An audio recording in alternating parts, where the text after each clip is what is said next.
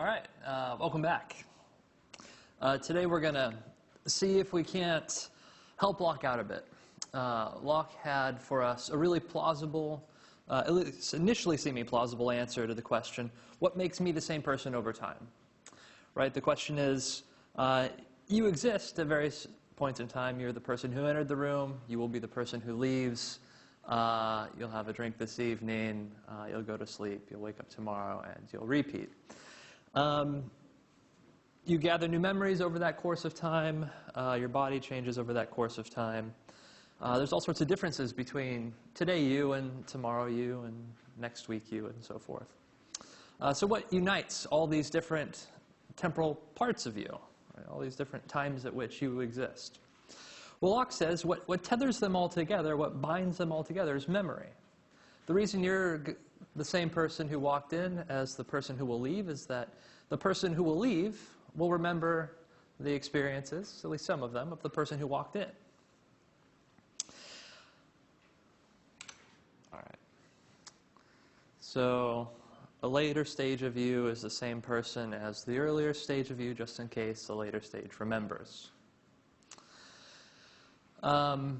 Recall this did good work for us, not only in terms of being able to explain how it is that you who entered will be the same person as you who exits, but it does a good job explaining possibilities we're quite familiar with. We've all seen episodes of Doctor Who, or like shows where persons acquire new bodies quite quickly, wholly distinct from their earlier body, and yet we have no initial difficulty thinking, yeah, this is the same person. A theory of personal identity should be able to do something like that for us, explain why we're so comfortable thinking that the identity of the person isn't tethered to the body they have at a specific moment in time. All right, so that's all by way of summary of Locke's view and why it's kind of plausible. Do you have any questions about Locke's view, understanding his view?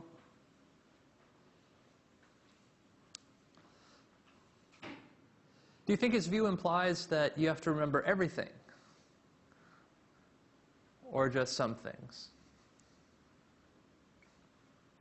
In order to be the same person over time?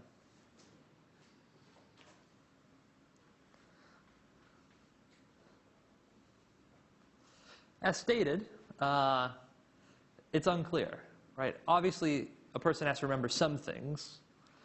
He doesn't say has to remember everything experienced by the earlier self. Of course, if Locke did mean you have to remember everything you experienced in the past, that would be a crazy view, because none of us remembers all of our past experiences. So charity, interpretive charity, suggests that we attribute to Locke the view that you just have to remember some of the things you experienced in the past. All right, Locke's view had difficulties. First difficulty, Reid's objection. Reid says, Locke, hey, wait a minute. Consider this kind of situation. You have some experiences. Well, let's go with Reid's actual example. So you have a boy. He has the experience of being flogged. That boy becomes an officer. The officer remembers being flogged, so by Locke's criteria, the officer is the same person as the boy. The officer becomes a general, and the general remembers doing some of the things the officer did, namely capturing the enemy's standard. So by Locke's criteria, the general is the same person as the officer. Now this is good. Boys do grow up into officers, and officers do sometimes become generals. Sometimes when that happens, you have the same person, the boy who becomes the officer, who becomes the general. So that sounds all good. But Locke has trouble accommodating the fact that the boy is the general. And why is there trouble here?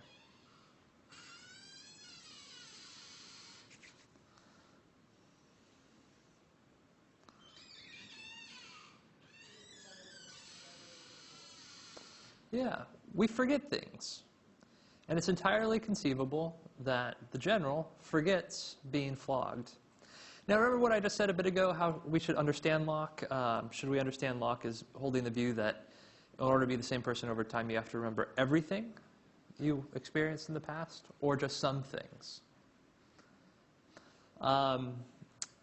To really sharpen Reed's objection, we need to make a slight clarification.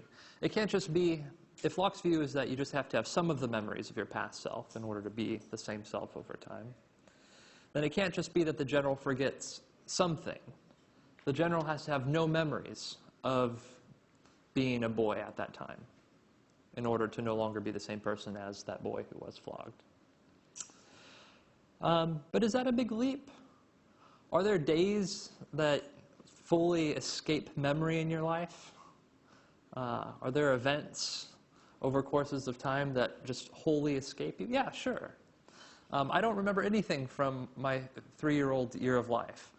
There are days last year I don't remember at all. There are all sorts of times at which I existed, and yet at those times, I have no memories. Or, excuse me, I presently have no memories of those particular times. So by Locke's criteria, at all those times where I fail to remember the experiences of my earlier self, I don't count as my earlier self. So that's deeply problematic, right? Deeply problematic. All right, so here's how philosophers have suggested we tidy up Locke's account. Right, there's a really easy way to do this. We first of all don't require that one presently have memory of all of one's earlier moments of life. Right, just scrub that. What matters is that there's the right kind of psychological connection between your present self and all your earlier selves. Locke gave one kind of psychological connection, that memory. Right? Memory is a way of being psychologically connected. But of course, we have this memory loss problem, and when there's memory loss, that psychological connection goes away. So we need something other than memory. Well, here's the suggestion. We abandon direct psychological connections, like memory, and we opt for indirect psychological connections. Indirect psychological connections that are in mind here are ones like this. The boy has an experience. The officer remembers the experience of the boy. So the officer is directly connected to the experiences of the boy. The officer has certain experiences, right? Capturing the enemy's standard. The general remembers those experiences. So the general is indirectly connected to the boy through the middleman of the officer, right? The officer is directly connected to the boy. The general is directly connected to the officer. So the general is indirectly connected to the boy, right?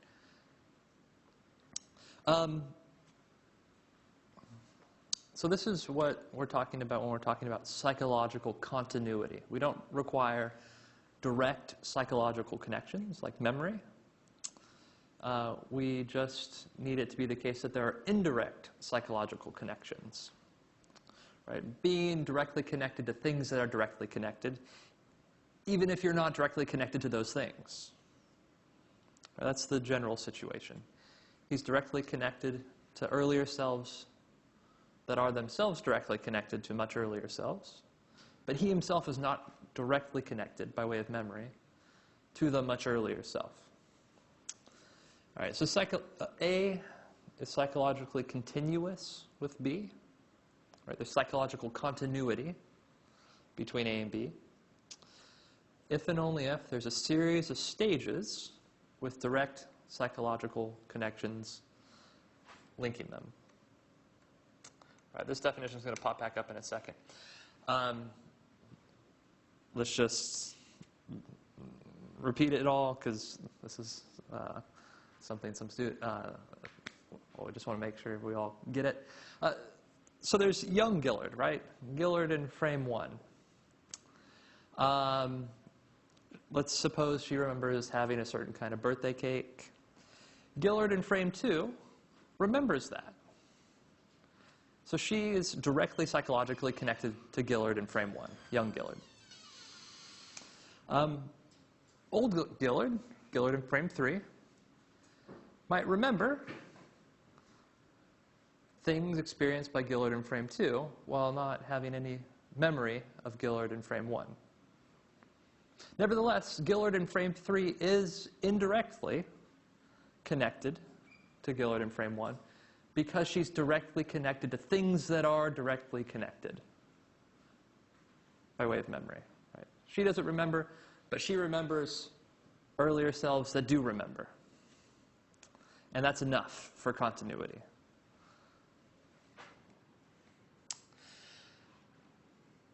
Let me give you an analogy. Suppose someone beats someone up, leaves them on the beach, tide comes in, they drown. All right. Did the person who beat, so we have the name. I suspect this is a real case. This is a slide I inherited. And the person I inherited slides from always like to find real cases. So this might well be a real case. I don't know. So Hallett beats up someone, leaves them on the beach, tide comes in. That's the beat-up person drowns. Did Hallett cause his victim's death?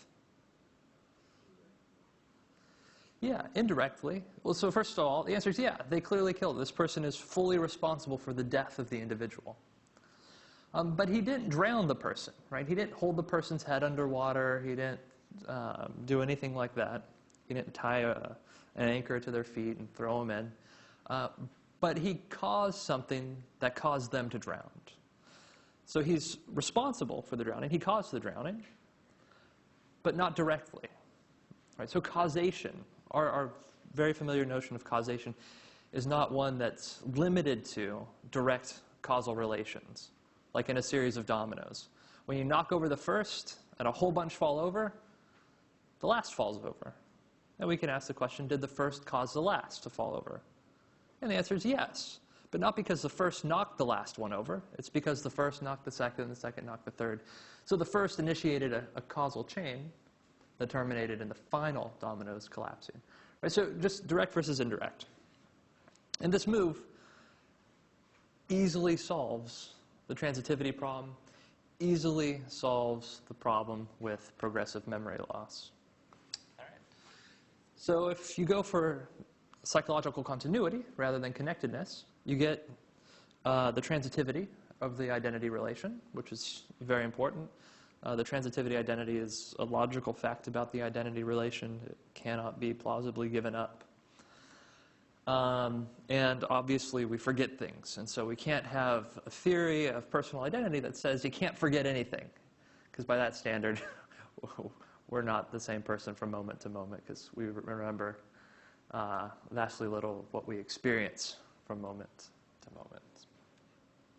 All right, any questions about how this particular problem of Locke's gets solved?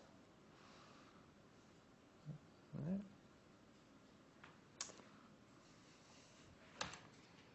All right, circularity objection. All right, this was a doozy. Recall that we talked earlier about the fact that if you remember something, then it happened. Right? It doesn't make great sense to claim, I remember going to the movies yesterday, but I didn't go to the movies yesterday. Right? If you remember going to the movies yesterday, you went to the movies. Now, you might have memory-like experiences. Right? Maybe someone implants in your head something such that when you ask yourself the question, did I go to the movies, you can picture somehow in your mind walking up to the cinema, entering the theater, and so on. But if you didn't go, it's not a real memory. It's a false memory.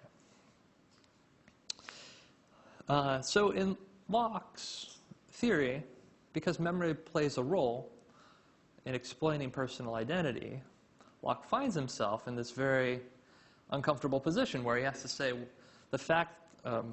what explains the fact that I'm the same person from moment to moment is partly the fact that I'm the same person from moment to moment. Because memory presupposes identity. You don't remember things unless you've actually done them. So this is not a good way to go about explaining things. Right? You don't explain the fact that you're the same person from moment to moment by appealing to the fact that you're the same person from moment to moment. That's like explaining the fact that the sky is blue by appealing to the fact that the sky is blue. That's not a genuine explanation. So we massage this theory a bit. Now, one way not to respond, I think, is to deny the assumption. Say, no, memories can be false. It can be perfectly true that I remember going to the movie yesterday and I did not go. Again, this is quite counterintuitive and entirely unnecessary, because there's a different way to go. We just define a new concept. And the new concept, so it's going to sound funny, we're calling them Q-memories for quasi-memories. Quasi-memories are memory-like. Just think this, when you see Q something, it's an apparent something. The idea behind a quasi-memory, as we'll sketch in a second, is just the idea of an apparent memory. Every real memory is an apparent memory. But not every apparent memory is a real memory. So when Quaid has memories of getting married inserted into him in Total Recall, he doesn't have genuine memories, but he has apparent memories. So quasi-memories, Q-memories. All right, so what's a Q-memory? What's a quasi-memory? What's an apparent memory? Well, it's quite a bit like a genuine memory. So the first condition is the same. In order to quasi-remember something, in order to have an apparent memory, you have to have a present disposition to believe that you had that experience in the past. Right? So this is the same condition as we had before when talking about real memories. If you really remember having a coffee this morning, then you have to be inclined to believe you had a coffee this morning. Right? Again, it doesn't make a whole lot of sense to claim, I remember having a coffee this morning, but I'm not at all inclined to believe I had a coffee this morning. Memory is linked to belief. Here's where we shift things. Right? In accounting for memory, and the fact that memory is factive, right? If you remember something, then that something happened. If you remember drinking coffee, then you had coffee. We had a different condition than this one. In the earlier condition for real memory, we said that you did indeed have that experience. You did indeed have coffee. This is a different condition. It doesn't say you did indeed have coffee. It just says someone had coffee. If you have an apparent memory of having coffee, you're inclined to believe you had coffee, and someone did in fact have coffee. So in saying someone, you just leave it open who it is, right? You're not presupposing that you are the person who had the coffee. And in not presupposing that you are the person who had the coffee, we totally avoid the circularity problem, because now we're not presupposing that you are the coffee haver. We're just presupposing that there was a coffee haver, whoever it was. And then we add the second condition, linking the first two, that says that the fact that someone had a coffee is causally responsible for your inclination to believe it. Okay. So think about Quaid again. Quaid had memories of being married pumped into him by, the corporation or whomever. He was never in fact married, so he can't remember being married. But he can have an apparent memory of being married, and he does. Why? Oh, this is tricky, actually. It's occurring to me now that my analogy is going to fail because the memory is entirely constructed by the machine, and so there isn't actually anyone who did indeed experience being married. Is this the problem?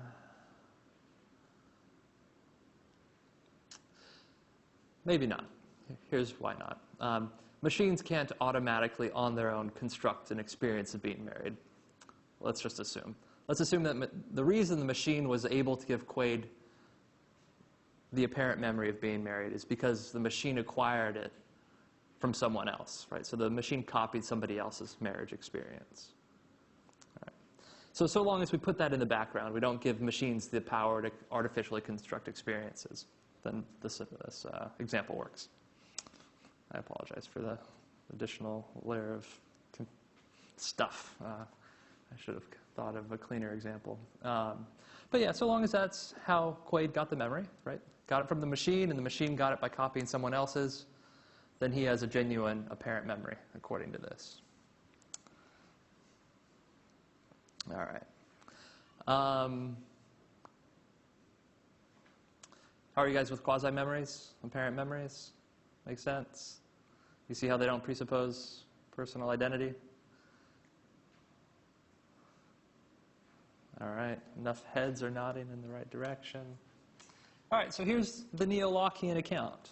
Neo, because it's a new Lockean account, yet it's Lockean because it inherits a lot of the features of Locke's account. Being the same person is a matter of being psychologically continuous with your earlier self, not being connected. Right? You can be totally disconnected, like the last domino is disconnected from the first. Right? There's no direct causal relation between the first and the last domino. But the first and the last domino are indirectly causally related, and you're indirectly causally related to all of your past selves. And the kind of relation isn't genuine memory, it's quasi-memory. And that tethers you to all your earlier selves, and so we've got a view. So we've got a view on the table that avoids the problems. Q intentions and other Q psychological links. This is in there because part of what makes you you is not just that you remember stuff. I mean, that's a part of you. But you have intentions, right? You want to do things tomorrow, so you have hopes for your future self. And a part of who you are has to do with facts about your hopes for your future self. And there are other things you have, other psychological features of your life that make you you, like your beliefs. And when it comes to a lot of these things, characterizing them is going to be partly involved, will partly presuppose personal identity. We don't get into this just because it's a lot of work we don't have to do to convey the basic point. And so the thing to do whenever you characterize a crucial feature of yourself in terms of something that presupposes personal identity, you just go the quasi route. Right? You do with intentions what we did with memory. We just revise it a bit so it doesn't presuppose identity. All right. So this does a lot of good work for us. All right, I've said all that. All right, so now we're getting on to puzzling features of the account. Puzzling features of the account. All right, so consider this following scenario. Imagine your brain could be removed and put into a new body. All right, so we carve out your brain and we give you a new body. So this is sort of like, it's like a total organ transplant, save your brain. Right? Typically, the way transplants go, you need a new heart, you get a new heart. You need a new lung, you get a new lung. Need a new whatever, you get a new whatever. But suppose this is an alternative way of having a transplant. Right? When your body starts shutting down in serious ways, you can also elect just to have your brain put into a healthy body. Right? So this saves you a lot of trouble. Right? Having a lot of individual surgeries with organs that may or may not take and so forth. Right, so here's the question. If you could have a brain transplant, is the new body plus your brain you? Is your new body plus your brain you? Why don't you register your thoughts with the person nearest to you? What do you guys think?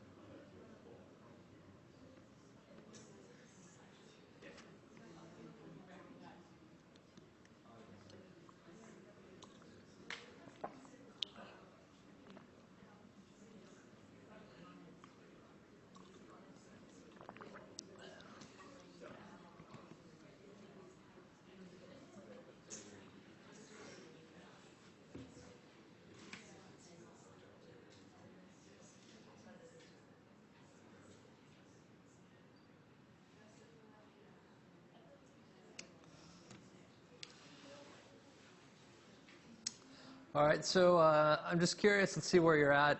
If you're inclined to think, if you're attracted to the idea that it would be you, would you raise your hand?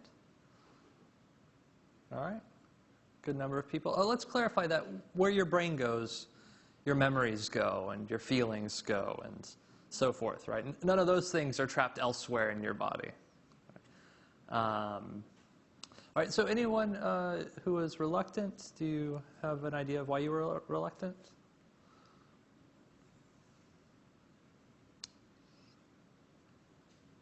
What does the psychological view, the Lockean view we've just described, imply?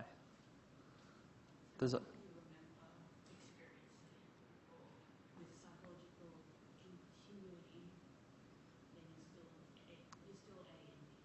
Yeah, very good. So long as you're psychologically continuous, yeah, you go where your brain goes. If where your brain goes is where all those things go, then you just go where your brain goes, right? So the psychological continuity view implies that you're the same person. You are your brain plus the new body. Okay? All right. So here's a fact. This isn't just a philosopher's speculation. Human beings can survive with only half a brain. So some individuals who have severe difficulties with epilepsy can elect to have half their brain removed, which deals with the epilepsy. I've actually met someone. I had a student at the other university when I was an graduate student in Connecticut who was going to university and literally had half a brain. Very early in life, she was dealing with seizures, and her parents had the procedure performed, and so, yeah, it can happen. All right, so fact, you can survive with only half a brain. Now, if only half your brain goes into the body, is the half brain plus the new body you? Well, again, what does the psychological view, this neo-Lockean psychological view imply? Yeah, so long as you're psychologically continuous with that half of the brain. Right, so the psychological continuity view, the view we've been exploring, implies that, again, you go where half your brain goes. Right? So if you lose half your brain, you still remain the same person. And if you lose half your brain and you get a new body, you still remain the same person. Now here's where things get funny. Suppose instead of losing half your brain, right? So you're not a person who's having seizures or anything. You have no reason to have half your brain eliminated. Rather, your brain's severed, and half goes into two different bodies. All right, so there's two different bodies, A and B. Half your brain is put into A, the other half is put into B. Who are you?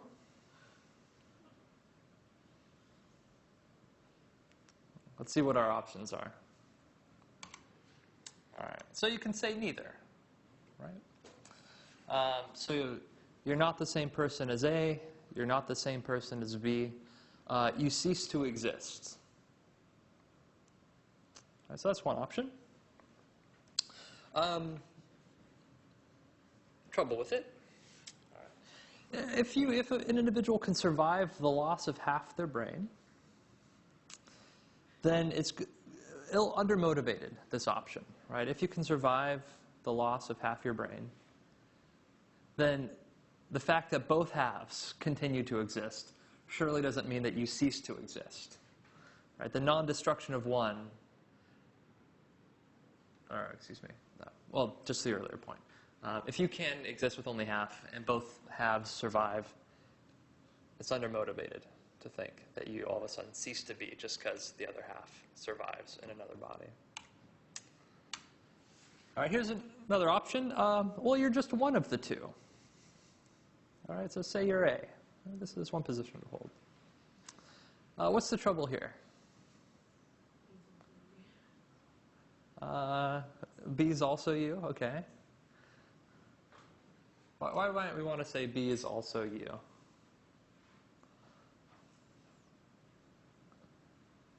Because it's half your brain, one half of your brain is you. Is there a reason why the other half of your brain shouldn't be you? Yeah, it's extremely difficult to see how your personal identity can travel with just one half. Right? How can we just say A is you if there's no real relevant difference between A and B? Let's just suppose that your memories get split between the two halves, right? So none has a claim to more memories than the other. None has a claim to more intentions than the other. All right. So it seems arbitrary to say just one. All right. Well, here's another option. We could say you're both. You're A and B. And these are distinct people. All right. So your personal identity travels with both halves. What's the worry?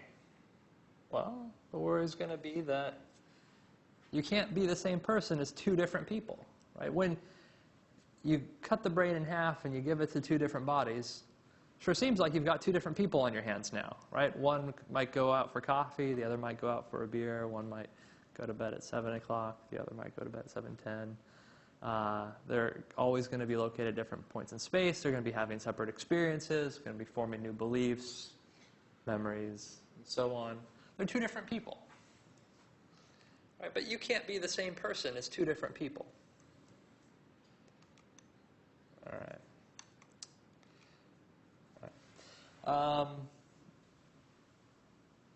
Here's another option. You're both, and they're the same person. All right, so this is going back on the earlier points just made.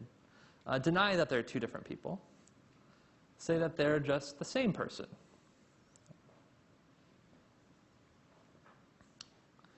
But again, we just have the problem articulated a second ago. How can they be the same person when, right, they'd have to occupy two different seats, they'd have to be, they both couldn't be driving the same car at the same time. It just seems like there's two different people. So here are your options. You're just one of the two. Seems arbitrary. You're neither, but you have to be at least one. You're both and they're distinct, but one person can't be two people. You're both and they're the same person, but wait a second, they're two people. All right, so it seems like what we have on the table are a lot of difficult options. Parfit thinks that in fission cases, there's no good answer to the question. He thinks that when we think about fission in this way, the question of where your personal identity goes, which person you're identical to, just doesn't have a good answer. Just doesn't have a good answer.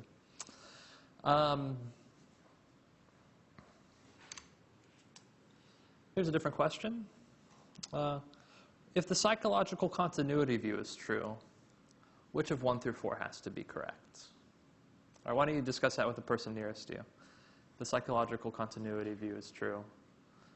Which is correct? Or at least which are incorrect?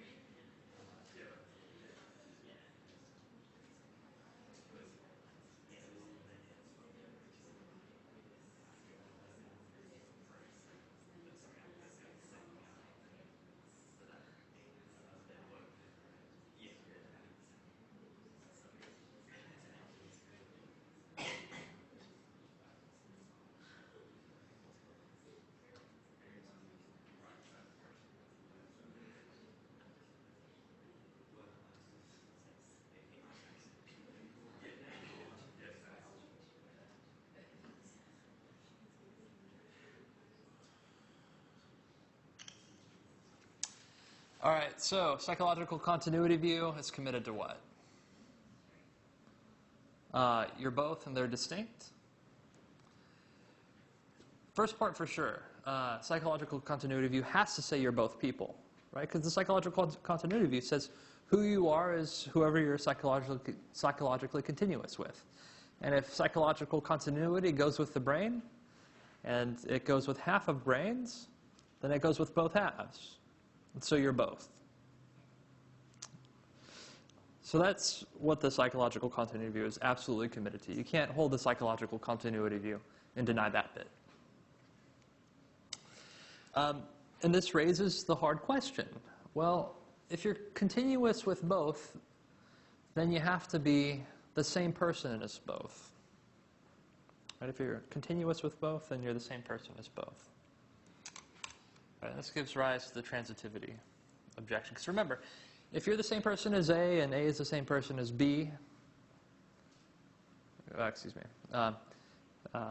if A is the same person as B and B is the same person as C, then A is the same person as C. Right? Identity is transitive.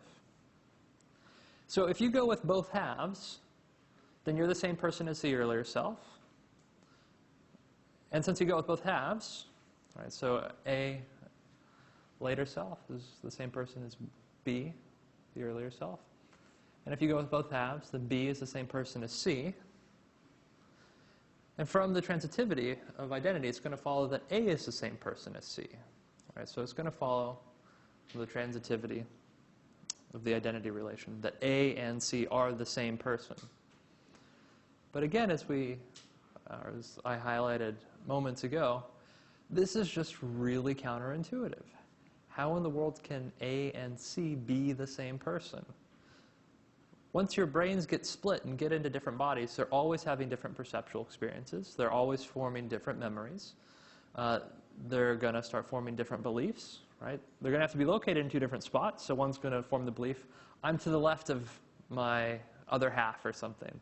And the other is going to form the belief, I'm to the right. And there's going to be innumerable differences. They just can't be the same person.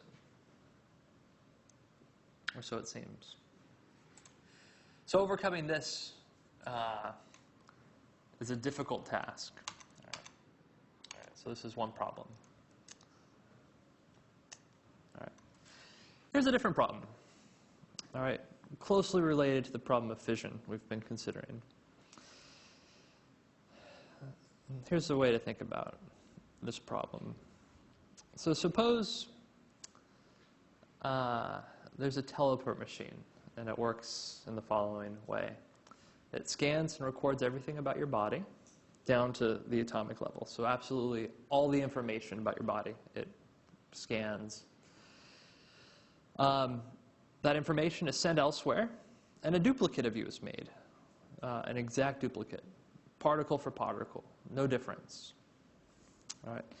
Then after the scanning process and duplication process is complete, the original is destroyed. All right.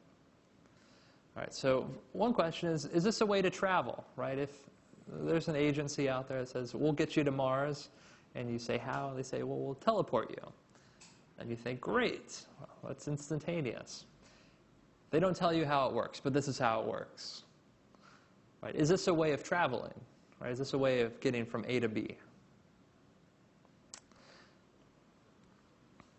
And then second question, what does the psychological continuity view imply about this way of traveling? Why don't you turn to the person next to you and see what they think. Is this genuinely a way of traveling? Right? Is this something you would elect to do? Would you visit the universe in this fashion if you could?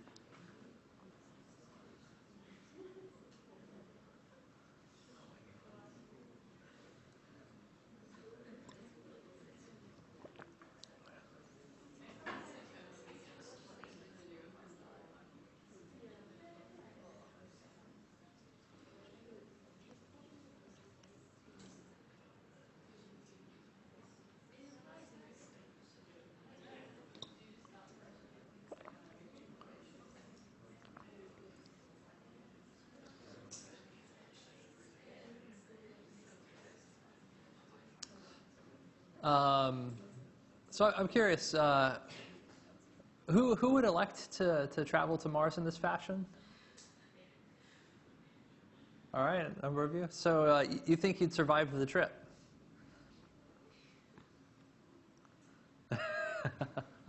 So only a few of you said yes. And let's just see. So the earlier question was, would you elect to do it? Do you think the person who arrives on Mars would be you?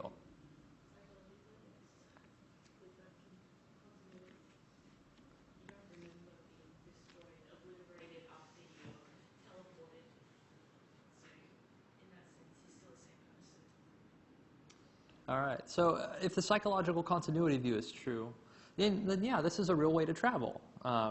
This is a real way to get from A to B. It doesn't matter that your body is destroyed. So long as there's something on the other end that's fully psychologically continuous with you, you survive. Right? And this would be a way for you to get from point A to point B in the universe. Right? Those of you who feel like this is genuinely a way to travel, all right, so there's two questions. One, what does the psychological continuity view imply? And then what do our intuitions tell us? How do we feel about the case? Those of you whose intuitions speak to you in the following way, yeah, that is you on Mars, and yeah, that is a way to travel. I hope you can appreciate those of us who feel a little reluctant, those of us who think that I would die once the machine annihilates my body. That's the concern. But here's another concern, and we could sort of dramatize it. Suppose the machine malfunctions before it annihilates your body. Right, so it duplicates you on Mars. It doesn't destroy you on Earth. Who are you?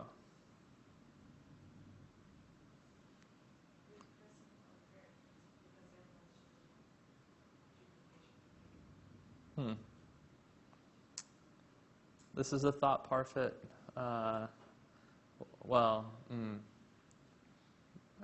Less parfait, more Williams, and we'll get to that. But this is the thought critics of the psychological view have. Clearly, you're the person who was copied and not killed. Yeah, there's someone else out there who's psychologically continuous with you, but you're the person who was copied and survived. That's you, not the other person. The other person's a duplicate. The other person's a doppelganger, a copy, something else. But you are the person who was copied and survived. But if you're committed to the psychological view of personal identity, each individual has equal claim to being you. Right? This is just like the hemisphere case. Just like the hemisphere case. All right. So we have two objections to the psychological continuity view of personal identity. One, it implies that distinct individuals are identical. Right? Because if A is the same person as B and B is the same person as C, then A is the same person as C. And so the two halves of you in two different bodies are the same person. But clearly they're not the same person. But by the transitivity of identity and the psychological view of personal identity, they have to be. That's a problem. Second problem, this teleportation business. It's a genuine way to travel. And there'd be equal claim to who you are to both the scanned you, who survives, and the person who's duplicated over on Mars. But it sure seems like, no, just one of the two are you, and it's the original. Right? So those are two challenges to the psychological criteria for personal identity. Lewis thinks we can deal with this. We'll see what he has to say next week. Until then, I leave you to puzzle over fission. Do you go where your brain goes, even if it's cut in half, and you're psychologically continuous with both? I'll see you guys later.